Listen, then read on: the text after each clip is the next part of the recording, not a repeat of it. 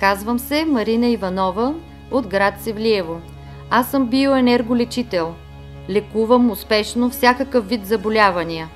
Лечението е комплексно, уповаващо се на различни източни техники, радиестезия, холистични методи и природолечение. Махам посредством силни молитви, родови проклятия, уроки, магии, черни магии.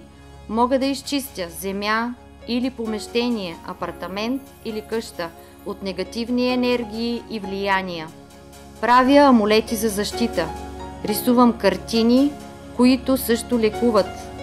Преминала съм през специални курсове и мастер-класове в Русия и България при професор Олег Дмитриевич Ламикин, кандидат на медицинските науки, световно известен лекар.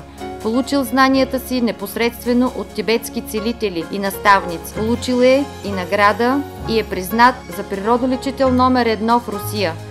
Работя само и единствено със светлите сили и светлите сили работят чрез мен. Инструктор съм и преподавам древна източна изцелителна гимнастика за вътрешните органи и комплекс за опорно-двигателния апарат. Мога да ви помогна.